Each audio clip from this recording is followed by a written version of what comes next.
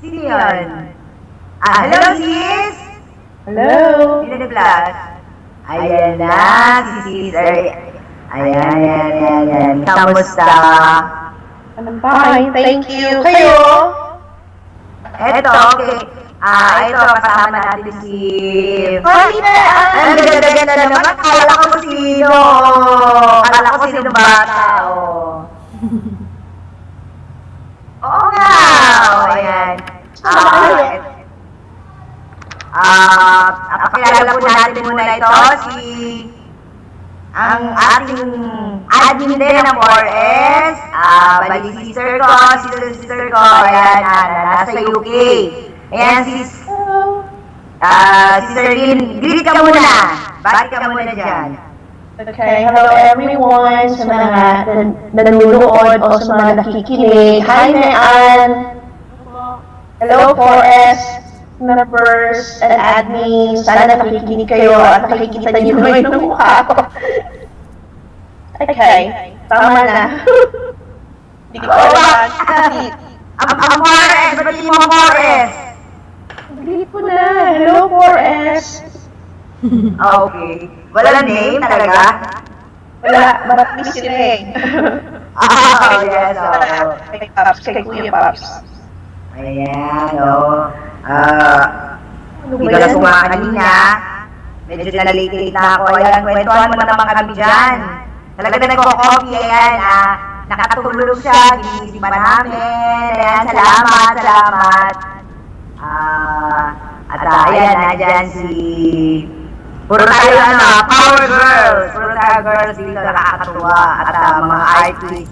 Kwento mo naman sa amin yung magiging artist mo, sis. Bukod sa mom, business woman, a wife, ayan, at multi-artist talaga.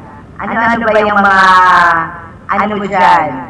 Kagaya ng, yung pinaka, sa ngayon na pinagkakaabalahan mo sa art. I mean, yung medium na ginagamit mo. Okay, ngayon, medyo nahilig ako sa resin art. So, yun yung, I'm not sure if particular kayo sa resin, pero dito kasi sa UK, hindi rin siya masyadong well-known. So, doon ako nahilig kasi unique siya. So, tsaka gusto ko yung 3D effect niya. So, yun. Yes, so... Experiment ako kung paano siya gawin, paano siya magmumang 3D. Although, hindi siya talaga perfect pa, pero alam mo yun, ano naman tayo on the process of learning. Kaya... Okay, so, may sample ka ba ipapakita dyan? Meron.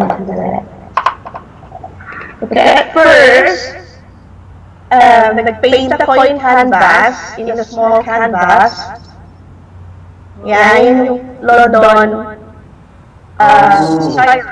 okay, yung Big Ben, London Eye. Now, sa likod, kasi pwede siyang lagyan ng resin eh. So,